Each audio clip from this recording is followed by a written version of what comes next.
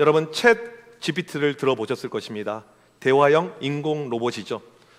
이 챗 GPT한테 질문하게 되면 생각보다 참 좋은 답변들을 해줄 때가 있어요. 실은 제가 설교 제목을 잡을 때 좀 막힐 때 한 번씩 물어보면 제가 생각하지도 못한 이 좋은 답변을 해줄 때가 이렇게 있습니다. 지난 주 중에는 이런 질문 해봤어요. 외국인들에게 대한민국 가면 떠오르는 이미지는? 했더니 이런 답변을 줬습니다. K-팝과 문화, 그 다음에 뭐 K-푸드, 기술 강국, 뭐 삼성, LG, 현대 이런 답변들 상당히 정답을 이렇게 잘 말해줬죠. 그 다음에 이런 질문을 해봤어요. 용산하면 가장 먼저 떠오르는 이미지는 무엇이었을까요? 1번 서울의 중심부로 교통의 요지, 용산 전자상가, 용산 미군기지. 다음으로 청파동하면 가장 떠오르는 이미지는 첫 번째로 전통과 역사가 공존하는 동네, 배제학당과 교육의 흔적이 있는 곳. 세 번째로 오래된 교회들이 있는 곳. 100년 넘는 교회들, 저희 교회가 76년이 넘었는데 여기에서 그냥 평균밖에 안 될 정도로 오래된 교회가 많이 있는 지역입니다. 제가 다음 질문에 실은 하긴 했는데 이걸 설교 시간에 사용하는 것은 좀 부담스러워서 공개를 안 할까 하다가 예배 시간에 우리가 너무 딱딱할까 봐 제가 그런 차원에서 공개를 합니다. 청암교회 이정현 목사 하면 떠오르는 이미지는 이 답변은 정말 저한테는 조금 약간 간지러운 이런 답을 애가 줬어요. 그러니까 제가 쓴 것이 아니고 애가 준 거예요. 그래서 이런 답변을 줬는데 제가 뭐 읽지는 않겠습니다. 그래서 이건 제 이야기는 아니에요. 인공 로봇이 이제 하고 있는 이런 이야기입니다. 이제 이 질문 말고 중요한 질문이 이거였어요. 성경에서 예배하면 떠오르는 그 인물은 누가 있을까? 성경에서 예배하면 떠오르는 대표적인 인물은 누가 있을까? 이것이 이제 챗 GPT한테 물어봤던 질문이고, 다음 화면을 넘겨주세요. 그 다음에 제가 또 스스로 했던 질문입니다. 이건 기계한테도 물어봤고 제 스스로가 성경 가운데 찾았던 거예요. 여러 가지 인물을 소개해줬는데 탑에 올랐던 그 인물과 제 머릿속에 있던 인물이 딱 맞아떨어졌습니다. 누구였냐면 바로 다윗이었습니다. 이 다윗은 누구보다 예배에 진심인 사람이었어요. 성경에 다윗보다 예배에 진심인 사람이 없을 만큼 정말 대단한 인물인데 왜 이 다윗이 예배에 정말 진심이었는가? 이것을 좀 살펴보려고 합니다. 첫 번째로 보게 되면 다윗의 장막에서 알 수가 있습니다. 아모스 9장 11절에 보게 되면 다윗의 장막이라는 특별한 표현이 등장을 하게 됩니다.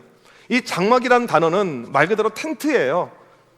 성경에 보게 되면 여러 사람의 텐트 장막들이 나오는데 다윗의 장막이 일반 사람들의 장막과 차이점이 있습니다. 이 다윗의 장막은 어떤 장막을 이야기하냐면 예배의 장소를 이야기하는 거예요. 아모스 선지자가 예언하는 것은 무엇이냐면 다윗의 이 장막이 무너졌었는데 다시 나중에 회복이 될 것이다. 하나님의 무너졌던 예배의 처소가 다시 회복이 될 것이다. 이것을 말해주고 있는데 이런 어떤 표현은 다윗밖에 없을 만큼 매우 특별하다라는 것입니다. 이주구 목사님의 이 예배자입니까? 라는 책을 보게 되면 다윗이 드렸던 예배 장막이 세 가지가 나옵니다. 광야, 예루살렘, 기브온. 이 다윗의 예배 이 장막에서 중요한 부분이 무엇이냐면 법궤예요. 법궤가 매우 중요합니다. 이 장막 안에 법궤가 항상 이렇게 안치가 되어져 있었죠. 법궤는 이스라엘 신앙의 핵심이에요. 이 사진을 보게 되면 법궤 그림이 나오는데 법궤는 길이가 한 1m 20, 그 다음에 높이 이것이 한 60cm 정도 되는 이런 어떤 위에는 금으로 도금이 되어져 있는 상자입니다. 이걸 이제 제사장들이 이렇게 메고 갔죠. 법궤 안에는 세 가지가 있었어요. 십계명의 두 돌판, 만나 담은 항아리, 아론의 쌍난 지팡이. 이게 세 가지가 상징하는 바가 있습니다. 십계명의 두 돌판은 말씀이고 만나 담은 항아리는 일용할 양식을 주시는 하나님의 손길을 의미하고 아론의 쌍난 지팡이는 이스라엘 백성들이 가나안 땅 들어갈 때 일어났던 모습이잖아요. 구원을 이야기합니다. 무엇을 의미하냐면 하나님이 지금도 우리와 함께 하신다. 이것을 의미하는 것이 이 세 가지의 이 모습의 특징입니다. 하나님의 임재, 하나님의 역사, 하나님의 존재, 이것을 상징하는 것이 바로 이 법궤예요. 법궤는 너무나도 중요하죠. 그런데 이스라엘 백성들이 에베네셀 전쟁에서 법궤를 블레셋에 빼앗기게 됩니다.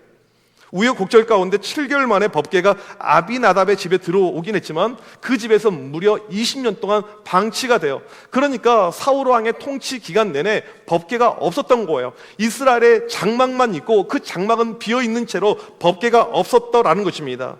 특별히 이 기간에 다윗과 같은 사람은요 사울에게 쪽짐을 당했습니다. 계속해서 피나는 생활을 했어요. 12년 동안. 그런데 이 기간 동안 장막 안에 법궤도 없었던 이때 다윗이 했던 고백을 보게 되면요 특별히 특별함이 있는 것을 알 수가 있습니다. 시편 11편 4절 말씀을 같이 한번 읽어보도록 하겠습니다. 시작. 여호와께서는 그의 성전에 계시고 여호와의 보좌는 하늘에 있으며 그의 눈이 인생을 통촉하시고 그의 안목이 그들을 감찰하시도다. 여러분, 우리가 알다시피 성전은 솔로몬 때 만들어졌어요. 이때는요 성전이 없었던 시대입니다.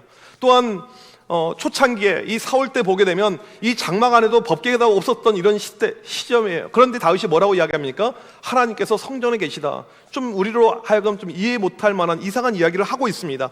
시편 139편 8절 10절에 보게 되면 내가 하늘에 올라갈지라도 거기 계시며, 수월, 이건 지하를 이야기하죠. 거기도 하나님이 계시고 바다 끝에도 계시고 하나님이 어디 가든지 계신다라는 다윗의 고백이 있습니다. 이게 무슨 말이냐, 무슨 뜻이냐면 다윗이 지금 피난 생활을 하고 있어요. 광야입니다. 사람이 살지도 않아요. 아무도 없습니다. 그런데 하나님이 그곳에 계시더라, 이런 표현이라는 것입니다. 이스라엘 백성들은 이해가 안 됐어요. 아니, 분명히 법궤를 빼앗겼는데 지금 이 장막 안에 아무것도 없는데 하나님이 어디 계시냐, 하나님은 계시지 않다라고 주장하고 있었을 때 다윗은 그러지 않다라는 거예요. 내가 광야에 홀로 있지만 그곳에 하나님이 계신다. 내가 있는 곳이 바로 하나님의 장막의 장소다, 이렇게 고백을 하고 있습니다. 다윗은 광야에서 찬양하고 예배하는 삶을 살았습니다. 그 모습이 시편 19편 1절에서 4절이에요. 하늘이 하나님의 영광을 선포하고 하늘이 나오고요, 궁창이 나옵니다. 맨 끝에 보게 되면 하나님이 해를 위하여 하늘에 장막을 베푸셨도다. 뻥 뚫린 이 하늘, 광야에서 아무도 살지 않은 이 광야, 이 쓸쓸한 광야에서 하늘을 바라보면 뻥 뚫려있는 하늘이잖아요. 그런데 그곳에 하나님이 계시기 때문에 바로 이곳이 하나님의 장막이라는 다윗의 고백이에요. 그래서 광야가 다윗에게 첫 번째 하나님의 장막이 되었다라는 것입니다. 제사장도 없고 레인도 없고 찬양도 없고 악기도 없고 아무것도 없었지만 하나님이 계신 바로 이곳이 하나님의 장막이라는 다윗의 고백을 알 수가 있습니다. 여러분, 우리는 꼭 기억해야 돼요. 하나님은 이 예배당에만 계신 분이 아닙니다. 때로는 내 인생에 쓸쓸한 고난의 길, 고통의 길, 정말 혼자 그 쪽방에서 쭈그려 앉아 있으면서 슬피 울며 혼자 있을 때, 그때 문득 하나님이 떠오르게 되고 하나님을 찾을 때, 여러분, 그곳이 하나님의 장막인 것을 믿으시길 바랍니다. 하나님은요 모든 곳에 다 계시는 거예요. 안 계신 곳이 없습니다. 내 인생의 최악의 순간, 그 절망의 순간에 내가 하나님을 찾게 되면 그곳이 바로 하나님의 장막임을 다윗은 고백합니다. 광야가 바로 하나님의 장막이었어요. 사울이 죽고 다윗의 도망자의 인생이 끝나게 됩니다. 얼마나 행복합니까? 여러분, 우리의 인생은요 어려움도 있지만 행복한 순간도 있습니다. 우리 인생이 계속 고난 가운데만 있지 않아요. 인생은 사이클이 이렇게 있는 것이죠. 지금 내가 고통 가운데, 고난 가운데 있다면 장차 여러분의 인생 가운데 볕들 날, 좋은 날이 있을 줄 믿습니다. 인생은요 항상 변화무쌍이에요. 다윗도 마찬가지입니다. 사울이 죽고 드디어 왕이 되었어요. 다윗이 왕이 된 다음에 가장 먼저 떠올랐던 것은요 법궤였습니다. 다른 것이 떠오른 것이 아니고 법궤였어요. 하나님이 계신 곳, 하나님 자체를 상징하는 법궤, 예배의 전심이고 하나님이 오직 전심이었던 이 다윗은 법궤밖에 떠오른 것이 없었습니다. 그래서 법궤를 가져올 준비를 하게 됩니다. 그동안에 이 법궤는요 어디 있었냐면 실로에 있었어요. 사무엘 때도 그렇고 계속해서 오랜 시간 법궤가 실로에 있었는데, 다윗이 왕이 되면서 법궤를 드디어 가져오는데 예루살렘으로 가져올 준비를 합니다. 법궤의 장소가 바뀌게 되는 것이죠. 무슨 말이냐면 예루살렘은 수도입니다. 왕궁이 있어요. 왕이 통치하는 곳으로 법궤를 이동해 옵니다. 하나님이 바로 이 나라를 통치하신다, 하나님이 이 나라의 진짜 왕이 되신 자, 이것을 선포하는 거예요. 그 다음에 법궤에서 예배를 드리면서 이제 앞으로 예루살렘을 예배의 수도로 삼을 것이다, 하나님을 찬양하는 수도로 삼을 것이다, 이런 다윗의 예배자의 진심 어린 마음을 알 수가 있습니다. 그래서 이 다윗이 법궤를 가져오는데 어디로? 예루살렘으로 이동을 해오게 됩니다. 6장 1절에 보게 되면 작은 법궤를 하나 이동하는데 3만 명을 동원해요. 이것이 다윗의 전심이었어요. 작은 것 1m 20 밖에 안 되는 그 상자 하나 이동하게 오는데 3만 명이 동원이 됩니다. 우리가 다 읽진 않았지만 오늘 사무엘하 6장 전체를 보게 되면 법궤 이동 과정에서 중요한 인물 3명이 등장을 하게 됩니다. 우사와 다윗과 미갈이에요. 2명은 예배에 실패한 자고 1명은 예배에 성공한 자입니다. 우사는 제사장이죠. 법궤를 안전하고 빠르게 모셔오기 위해서 수레를 이용하게 됩니다. 여러분, 요즘에는 길이 잘 닦여 있지만 고대의 길은요 다 돌판이에요. 흙입니다. 길이 울퉁불퉁해요. 또 이 소가 말과 달리 거친 동물입니다. 그러니까 오다가 소가 이제 점프를 하면서 이 법궤가 흔들려서 떨어지려고 하니까 우사가 이걸 잡아요. 그 순간에 우사가 바로 죽임을 당하게 됩니다. 참 안타까운 일이 발생하죠. 민수기 4장 15절에 보게 되면 우사가 죽은 이유가 나오게 됩니다. 같이 한번 읽어보도록 하겠습니다. 시작. 진영을 떠날 때에 아론과 그의 아들들이 성소와 성소의 모든 기구 넘는 일을 마치거든 고한 자손들이 와서 맬 것이니라. 그러나 성물은 만지지 말라. 그들이 죽으리라. 회막 물건 중에서 이것들은 고한 자손이 맬 것이며. 법궤는 만져서는 안 되는 성물이었습니다. 하나님의 임재의 상징. 만지면 죽는 거예요, 원래요. 또 법궤의 이동은 수레로 이동할 것이 아니고 제사장들이 나무를 가지고 4명이서 이렇게 짊어지고 가야만 했습니다. 이것이 법궤의 매뉴얼이었어요. 이 지금 우사가 죽은 이유는 무엇이냐면 하나님의 예배를 소홀히 여겼기 때문에, 예배를 경홀히 여겼기 때문에 하나님께서 말씀대로 그를 심판하신 것입니다. 우사가 죽은 다음에 하나님의 법궤가 오벳 에돔의 집에서 3달을 보내게 됩니다. 그 다윗이 빨리 가져와야겠다. 다윗은 법궤에 대한 마음이 안달이 난 거예요. 그리고 드디어 법궤가 예루살렘으로 들어오는 날이 되게 된 것입니다. 14절인데 다윗의 인생에서 가장 행복했던 순간이에요. 가장 인생에서 고대했던 그 순간, 드디어 하나님의 법궤가 내가 있는 예루살렘에 오는구나. 이 14절 말씀을 다 같이 한번 읽어보도록 하겠습니다. 시작. 다윗이 여호와 앞에서 힘을 다하여 춤을 추는데 그때 다윗이 베옷을 입었더라. 여러분, 이 모습은요, 성경에서 예배드린 예배자의 모습 가운데 최고의 모습입니다. 어떻게 예배를 드려야 될까 저한테 물어보신다면 저는 사무엘하 6장 14절을 이야기할 거예요. 다윗만큼 전심으로 기쁨으로 예배를 드린 사람이 없어요. 여러분, 그런데 신기한 것은 무엇이냐면 이 예배자 다윗의 모습, 정말 열정의 다윗의 예배자 모습 가운데 찬양이 없습니다. 목소리로 찬양을 하지 않아요. 하나님 앞에 올려드린 예배의 모습은요, 여러 가지 형식이 있는 것이죠. 찬양이 예배의 전부가 아니고 다양한 모습이 있는 거예요. 다윗은 끝까지 목소리로 높인 것이 하나도 등장하지 않습니다. 그냥 몸으로 춤을 추면서 하나님 앞에 찬양을 해요. 예배는요, 형식도 필요하고 격식도 필요합니다. 이것보다 훨씬 더 중요한 것이 뭔 줄 아십니까? 예배자의 마음이에요. 우리 손녀가 있으신 분들, 아이들이 재롱잔치 하잖아요. 그 아이가 노래를 잘하건 못하건 할아버지 할머니는 거기에 관심 없어요. 내 새끼니까 이쁜 거예요. 애가 춤을 출 때 그 자체가 이쁜 것이죠. 하나님은 그렇듯 우리의 마음을 너무너무 귀하게 보신다라는 사실입니다. 3부 예배 때는요, 춤을 추는 팀이 있어요. 예배 때 이제 오늘은 없구나, 다음 주 이렇게 있는데 이 워십 댄스 팀이 있습니다. 이 친구들이 춤을 출 때와 추지 않을 때가 이게 상당히 이게 차이가 커요. 전심으로 찬양하는 거, 전심으로 높여드린 거. 우리 2부도 좀 춤을 췄으면 좋겠어요. 누가 출까요? 호산나가 앞으로 막 춤추면서. 저는 이 찬양대가 뭐 너무 악보에 이렇게 연연하지 않고, 옛날에 보면 그 시스터 X 이런 영화를 보게 되면 흑인들 막 흥에 겨워서 막 찬양하잖아요. 춤추면서요. 실제로 미국 가면 그 바이브 있는 찬양이 상당히 많이 있는데 저는 그들의 마음이 정말 탁월하다고 생각해요. 실제로 흑인 교회를 가보잖아요. 예배가 안 끝나요. 계속 찬양을 해요. 아프리카 선교를 가잖아요. 예배를 5시간, 6시간을 드립니다. 계속 찬양해요. 언제 집에 가냐고, 가고 싶으면 가라고. 이게 찬양하는 예배자의 어떤 마음이 있죠. 열정이 있죠. 지금 역사상 최고의 예배는요, 법궤가 들어온 날이었습니다. 사무엘하 6장에 등장하는 다윗의 몸의 예배였어요. 그런데 한 가지 문제가 발생합니다. 다윗이 이날 입은 옷이 제사장들이 입은 에봇입니다. 에봇은 통으로 되어져 있는 옷이에요. 고대의 옷은요, 지금하고는 좀 많이 달라요. 우리는 속옷, 겉옷 이런 개념이 있는데 예전에는 그런 개념이 없었습니다. 통으로 입는 옷이 하나가 끝입니다. 그러니까 쉽게 말하면 속옷이 없는 거예요. 얼마나 몸을 흔들어 제꼈던지 이 벗겨진 거예요. 그 모습은 상상에 맡기겠습니다. 이걸 이제 자기 부인 미갈이 보는데 너무 쪽팔린 거예요. 왕이 이게 뭐냐고. 체면을 생각해야지. 그리고 이 뭐라고 이야기합니까? 경멸합니다. 무시하는 거예요. 그 순간에 하나님의 심판이 미갈에게 임하게 됩니다. 너는 아이를 낳지 못할 것이다. 심판이 임하게 되는 거예요. 이 고대의 여성들이 아이를 낳지 못하는 것은요, 또 하나의 죽음을 의미했습니다. 우사가 예배로 인해서 죽었잖아요. 미갈 역시 예배로 인해서 죽는 심판의 모습을 보게 됩니다. 미갈은 이날 예배 자리에 있었지만 예배자가 아니었어요. 예배 관찰자였죠. 예배를 관찰하고 있는 사람들. 여러분, 혹시 오늘 예배 가운데 있는데 관찰하고 있지 않습니까? 목사의 설교를 평가하고 관찰하고, 장로님의 대표 기도를 관찰하고 평가하고, 찬양대 찬양을 관찰하고 평가하고, 그런 모습이 아주 위험하다라는 것이죠. 우리를 망가뜨릴 수 있는 정말 위험함이 거기 있다는 것입니다.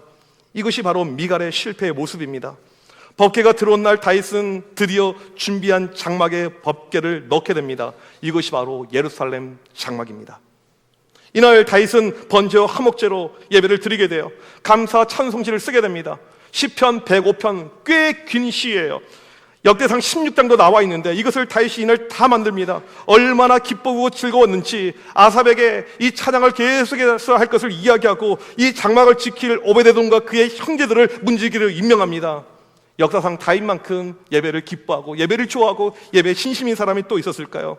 여러분, 다윗이 얼마나 예배에 전심이었냐면 30세 이상의 레인 2만 4천 명을 예배자로 모집을 하게 됩니다. 악기를 다루는 사람만 288명을 모집을 하게 됩니다. 성경에 이런 인물은 다윗밖에 없습니다. 모든 것이 예배였어요. 여기서 그치지 않습니다. 두 번째로 알 수 있는 것, 다윗은 이 장막에서 24시간 예배를 드리게 됩니다. 성경에 24시간은 나오지 않아요. 아무리 우리가 성경을 보더라도 확인할 수 있는 것은 아닙니다. 학자들의 이야기예요. 쉬지 않고 다윗은 예배 드렸을 것이다. 쉬지 않고. 그래도 근거되는 말씀이 필요하잖아요. 시편 92편 1절 말씀 같이 한번 읽어보도록 하겠습니다. 시작. 지존자여 시편문과 비파와 수금으로 여호와께 감사하며 주의 이름을 찬양하고 아침마다 주의 인자하심을 알리며 밤마다 주의 성실하심을 베품이 좋으니이다. 그 장막에서 아침마다 밤마다 계속해서 찬양하고 쉬지 않고 예배하는 모습을 보게 됩니다. 시편 134편 1절을 보게 되면 보라, 밤에 여호와의 성전에 서 있는 여호와의 모든 종들아 여호와를 송축하라. 고대 사람들은요, 캄캄해지면 무조건 자는 것입니다. 고대 사람들에게 밤은요, 무조건 잠자는 시간이에요. 요즘 같은 겨울이 되게 되면 5시, 6시면 다 잡니다. 그런데 이 성막 앞에, 이 예배당 앞에, 이 예배 처소 앞에 계속해서 끊이지 않는 예배와 찬양이 흘러간 것을 알 수가 있습니다. 실제로 요즘에도 이런 것을 따라하는 이런 믿음의 사람들이 있습니다. 한참 유럽 교회가 부흥할 때 모라비안 교도들이 있어요. 이 모라비안 교도들은요, 48명의 남녀를 선정해서 24시간 동안 쉬지 않고 기도를 시켰어요. 교회 와서 24시간 이게 쉬지 않고 계속 돌아갑니다. 잠도 자지 않고 48명이. 이 모라비안 교도들의 영적인 흐름을 본받은 미국의 캔사스에 가보게 되면 아이합이라는 이런 기도 처소가 이렇게 있습니다. 인터내셔널 하우스 오브 프레이어. 이 사람들은 1년 365일 예배 찬양이 쉬지 않고 기도가 쉬지 않고 계속 진행이 돼요. 여러분, 나중에 미국 기회가 돼서 여기를 한번 가보시게 되면 어느 때나 예배를 드릴 수가 있습니다. 계속해서 얼마나 예배 드리고 싶으면, 그 마음이 크면 우리는 주일날 1시간, 때로는 이 예배가 길고 지루하고 시계를 보고, 저같이 짧게 설교하는 목사도 드문데 그럼에도 보고 시계를 보시고, 이게 어떤 우리의 모습이잖아요. 예배자들은 그러지 않는다는 것이죠. 시간 가는 줄 모르는 거예요. 다윗의 장막에서 24시간 찬양과 예배가 계속 진행이 됩니다. 다윗은요, 누구보다 찬양에 진심인 사람이었어요. 다윗만큼 찬양을 좋아하는 사람은요, 성경에 어디에도 없습니다. 시편을 보십시오. 대부분의 시를 누가 만듭니까? 이 찬양시는 전부 다 다윗이 만듭니다. 여러분, 예배에서 찬양이 얼마나 중요한 줄 아십니까? 예배에서 예배의 모든 흐름은요, 찬양이 다 좌지우지하는 거예요. 그만큼 중요합니다. 왜 이렇게 조명을 갖추고 이렇게 우리가 이제 이 시설을 가지고 하냐면 그만큼 찬양이 중요하니까. 교회 부흥기를 보게 되면요, 부흥할 때 모습은요 늘 찬양입니다. 찬양이 뜨거울 때 교회가 부흥해요. 찬양이 가라앉아 있잖아요. 그 교회는 결코 부흥할 수가 없습니다. 저는 주일날 새벽부터 시간 날 때마다 다른 교회 예배 실황을 봐요. 부흥하는 교회들은요 다 똑같아요. 예배가 탁월하게 뜨겁습니다. 여러분, 우리 예배가 여기서 머무를 것이 아니고요, 훨씬 더 열정 있는 예배, 뜨거운 예배로 가길 간절히 소망합니다. 여러분, 요한 웨슬리가 영국에서 부흥운동을 일으킬 때 그의 동생 찰스 웨슬리가 형을 위해서, 형 집회를 위해서 찬양의 가사를 씁니다. 곡을 만듭니다. 혼자서 몇 곡을 쓴 줄 아십니까? 4,500곡을 썼어요. 혼자서 4,500곡을. 찬양이 넘쳐났던 곳이 부흥의 현장입니다. 제가 청소년 사역할 때 이 부흥이 계속 임하게 되는데 찬양을 인도하는 형제가 자기 자작곡을 계속 만들어냈어요. 예배 시간에 함께 불렀습니다. 여러분, 예배가 뜨겁기 위해서, 예배에서 중요한 것은요 찬양입니다. 새로운 찬양을 두려워하지 마세요. 목사님, 찬양이 어려워요. 몇 분만 부르면요 금방 해요. 유행가보다 훨씬 쉬운 것이 교회 찬양이에요. 오직하면 토요일날 카톡으로 다 보내주잖아요. 그러니까 여러분들 다른 거 유튜브 듣지 마시고 찬양을 들으세요. 마커스를 들으시라고요. 제이어스를 들으시라고요. 피아워십을 들으시라고요. 제가 지금 말하고 있는 것을 메모해서 들으셔야 돼요. 그러면 우리가 막 뜨거워지는 거예요. 이런 모습이 우리에게 필요하죠. 다윗은 이렇게 하나님께 찬양합니다. 얼마나 찬양이 좋았는지 몰라요. 이 찬양을 향한, 예배를 향한 다윗의 진심 어린 마음이 어디 등장하냐면 시편 130편 6절에 등장하고 있습니다. 같이 한번 읽도록 하겠습니다. 시작. 파수꾼이 아침을 기다림보다 내 영혼이 주를 더 기다리나니 참으로 파수꾼이 아침을 기다림보다 더하도다. 여러분 군대에 갔다 오신 분 아시겠지만 밤에 보초 쓰는 것이 상당히 힘든 시간이거든요. 뭐 부대마다 다르긴 하겠지만 보통 밤에 한 2시간씩 보초를 써요. 이렇게 추운 겨울날 보초 쓰고 있으면 빨리 교대해 주길 기다려요. 빨리 좀 오면 좋겠다. 시간 정말 안 가요. 지금 이 보초의 마음, 빨리 좀 누가 와서 나를 교대해 주면 좋겠는데 이것을 기다리고 있는 마음보다 내가 예배 드릴 마음이 더 크다는 것입니다. 빨리 아침이 밝아서 저 장막에 가서 내가 예배 드리길 원하는데, 찬양하길 원하는데 나는 정말 못 참겠어, 못 기다리겠어. 이것이 다윗의 마음이라는 것이죠. 여러분 교회 올 때 이런 마음을 가지고 오십니까? 어떤 마음을 가지고 교회 오십니까?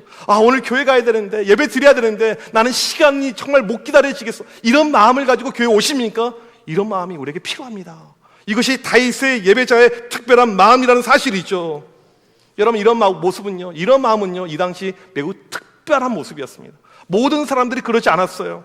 세 번째로 우리가 알 수 있는 것은 무엇이냐면, 사람들이 제대로 예배하지 않은 이 상황 가운데 다윗이 바로 예배에 올인했다는 것입니다. 이 당시 상황을 좀 말씀드릴게요. 우리는 성경하고 이 다윗이 통치했던 시절 생각하니까 모두가 예배자라고 생각하잖아요. 그러지 않았습니다. 가나안은 다신교의 나라예요. 종교도 다신, 많은 신들이 존재한 곳이 가나안의 문화이고 모습입니다. 하나님을 안 믿는 것이 아니에요. 하나님도 믿는데 동시에 다른 신의 영향도 받고 있습니다. 이것이 이 당시 사람들의 모습이었어요. 그런 모습 가운데 예배에 미쳐있는, 오직 하나님에게 미쳐있는 사람은요, 다윗밖에 없었다라는 것입니다. 유별날 정도로, 특별할 정도로 이것이 다윗의 모습이에요. 다윗 주변에 어떤 사람들이 있는 줄 아십니까? 시편 42편 3절 보게 되면 사람들이 종일 내게 하는 말이, 내 하나님이 어디 있느냐 하오니 내 눈물이 주야로 내 음식이 되었도다. 너무 속상한 거예요. 나는 하나님께 전심이고 예배로 가는데 예배를 무시하고 그냥 대충 예배 드리고 어쩌다 교회 가고, 이런 모습을 보게 되면 너무너무 마음이 속상했다는 것입니다. 그 시대의 사람들의 모습을 보게 되면 이런 사람들이 많아요. 하나님 50, 우상 50, 두 가지 마음이 내 마음에 공존하는 거예요. 좀 믿음이 있으면 하나님 70, 우상 30, 하나님 80, 세상 20, 이런 식의 모습. 그런데 다윗은 홀로 하나님이 100이었습니다. 이것이 다윗의 특별한 모습이었고 예배자의 간절한 모습이었다는 사실이죠.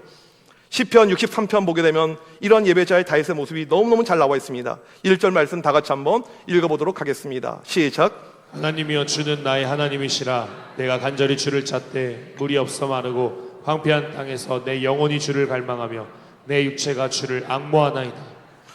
이 다윗의 마음을 우리가 살짝 엿볼 수가 있는데요. 시편 63편을 끝까지 보잖아요. 2절에 보게 되면 성소에서 매일 주를 바라봅니다. 4절에 보게 되면 평생의 주를 성축합니다. 6절에 보게 되면 침상에서도 주를 기억합니다. 11절에 보게 되면 왕은 하나님을 즐거워합니다. 다윗의 마음은요, 하나님밖에 없어요. 늘 예배자의 마음, 하나님께 전심을 다했던 하나님 그 마음. 그러니까 다윗의 마음은 100이면 100, 그 전부가 하나님이고 우상 다른 마음은 조금도 없었어요. 이것이 바로 다윗의 특별한 모습이었다는 사실입니다. 여러분, 하나님은 지금도 다윗과 같은 이런 예배자를 찾고 계십니다.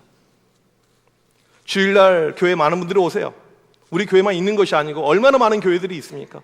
많은 이들이 지금 주일날 예배를 드리고 있을 것입니다. 그런데 정말 다윗처럼 이렇게 예배 진심인 사람이 얼마나 있을까요? 100이면 100, 내 마음을 하나님께 온전히 쏟아놓은 사람들이 얼마나 있을까요? 하나님이, 내가 믿음이 좀 해서 70, 그런데 물질, 돈이 30, 하나님이 60, 내 건강과 행복이 40, 하나님이 80, 내 자녀들이 20. 우리는 보통 이런 식으로 우리의 마음이 갈려져 있는 것을 알 수 있습니다. 다윗은 어떠한 순간에도 하나님이 100이었어요. 그의 마음 가운데 다른 것이 조금도 들어올 수 없을 만큼 온전히 그의 마음은 전적으로 하나님밖에 없었어요. 그러니까 그의 평생에 하나님만 생각하고 예배하다가 살다가 죽었던 것이 다윗의 모습이죠. 여러분, 이런 사람은요, 하나님이 축복하지 않을 수가 없는 것이죠.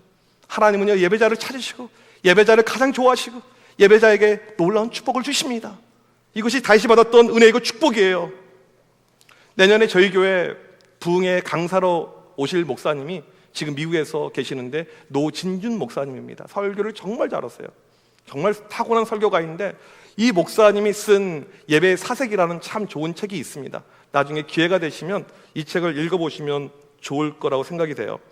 이 책에 보게 되면 월드비전의 총재인 리처드 스턴즈가 2010년 IT 지진이 끝난 다음에 1년 만에 이곳을 방문을 하게 됩니다. 그리고 사람들과 같이 예배를 드리게 돼요. 근데 예배 가운데 이상한 모습을 하나 봤어요. 32살 먹은 이 여성인데 한 팔이 없고 한 다리가 없어요. 알고 봤더니 이 IT 지진 때 건물에 깔려가지고 그날 바로 한 팔과 한 다리를 이렇게 잃게 되었습니다. 얼마나 안타깝고 얼마나 속상합니까? 아이 2명을 키우는데 이렇게 장애를 가지고 평생을 살아갈 수밖에 없는 거예요. 근데 이날 이분이 왜 충격을 받았냐면 한 팔이 없는데 다른 팔을 들고 찬양을 하고 있는 거예요.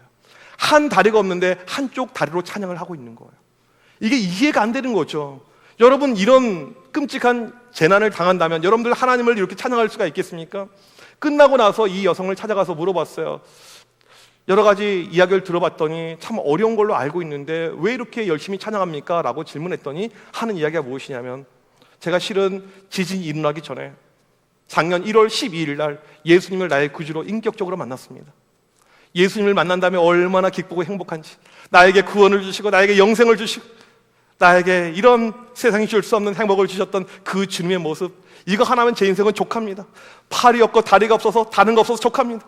저는 찬양할 때마다 다른 거 바라보지 않고 하나님만을 바라보면서 찬양을 합니다. 그 고백을 하는 거예요. 여러분, 이 총재가 무엇을 느꼈을까요? 부끄러움을 느꼈겠죠. 나는 2다리 사지가 멀쩡한데, 나는 교회에 걸어올 수가 있는데, 그럼에도 불구하고 예배에 올인하지 않았던 내 자신의 모습이 느껴졌겠죠.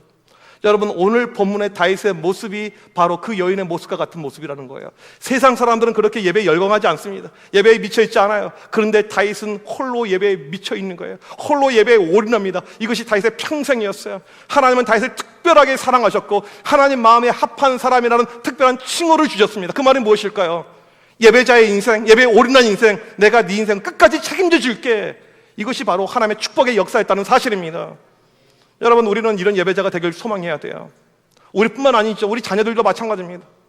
아이들 학원 때문에 교회 빠지고 어디 행사 때문에 교회 빠지고, 그것이 아니고 예배의 드림이 내 인생에서 가장 소중하다는 것을 어렸을 때부터 가르쳐 줘야 돼요. 우리 아이들이 어렸을 때부터 예배를 통해서 다윗처럼 하나님 앞에 춤추고 하나님께 만나는 그런 인생이 되길 간절히 축복합니다. 그런 비전과 그런 모습을 가지고 가야 될 마음이 있다는 것입니다. 오늘 이 본문을 보면서 우리에게 필요한 것이 무엇일까요? 하나님, 내가 부족하지만 연약하지만 다윗처럼 예배에 올인한 인생이 되게 하여 주옵소서. 다윗이 예배를 통해서 받았던 그 놀라운 축복 나도 받길 원합니다. 하나님, 나를 온전한 예배자로 세워 주옵소서. 하나님께 나아가는 우리 모두가 되시길 주님의 이름으로 간절히 축복합니다. 우리 시간 자리에서 일어나셔서 함께 찬양하길 원합니다. 다윗이 가졌던 그 진심 어린 마음을 가지고 우리 역시 그렇게 하나님 앞에 나아가길 원합니다. 나는 하나님을 예배하는 예배자입니다. 내가 서 있는 곳 어디서나 하나님을 예배합니다. 우리 시간 같이 찬양하겠습니다.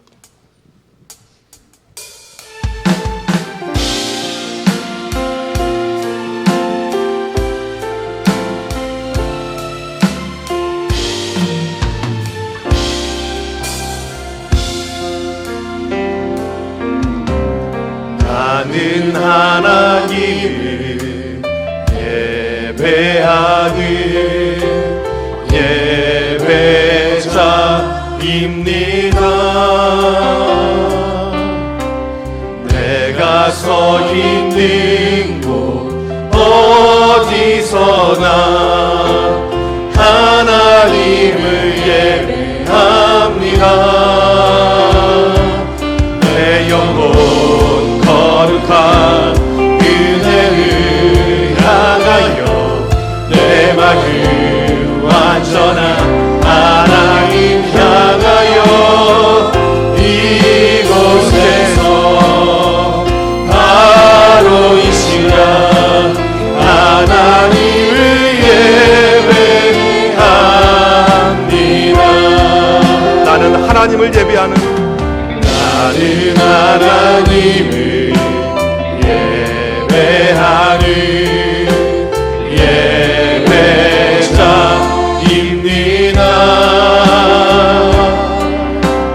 내가 서 있는 곳 어디서나 하나님을 예배합니다. 내 영혼 거룩한 은혜를 향하여 내 마음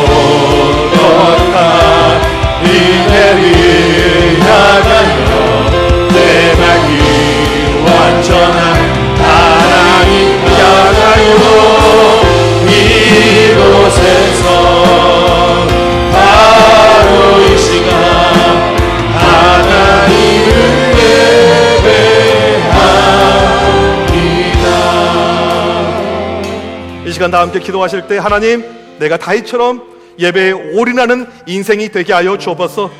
내 마음 가운데 헛된 마음들, 하나님보다 귀하게 여기는 것들, 모든 것은 사라지게 하여 주옵소서. 100% 하나님께 전심으로 나아갈 수 있는 다윗과 같은 마음을 내 심령 가운데 허락하여 주옵소서. 우리 가정이 다윗처럼 예배의 장막을 쌓게 하여 주옵소서. 예배에 올인하는 가정, 예배에 올인하는 인생이 되게 하여 주옵소서. 온전한 예배자로 살아갈 때 그 은혜, 놀라운 축복 체험케 하여 주시옵소서.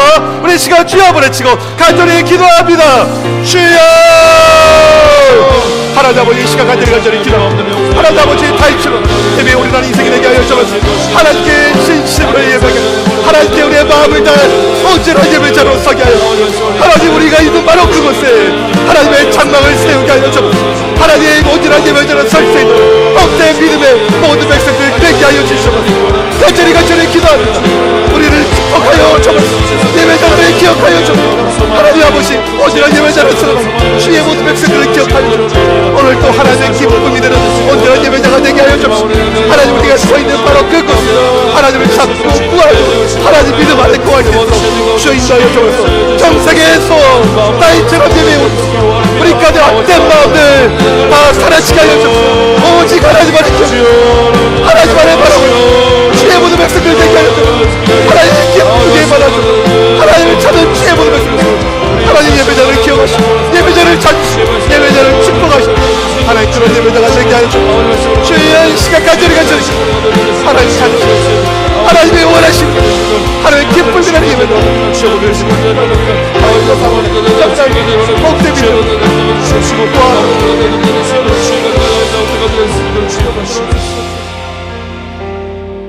하나님, 다윗처럼 하나님을 기쁘게 하는 온전한 예배자로 세워 주시옵소서. 우리의 심령이 다른 걸로 차있지 않고 오직 하나님으로만 차고 넘칠 수 있도록 역사하여 주옵소서. 우리의 24시간 매 순간마다 하나님의 은혜를 사모하며 하나님과의 영적인 교제가 우리의 삶의 최 우선순위가 되게 하여 주옵소서. 온전한 예배자로 살아갈 때 하나님이 기뻐하시고 우리를 축복하실 줄 믿사오니 그 은혜를 누리게 하여 주시옵소서.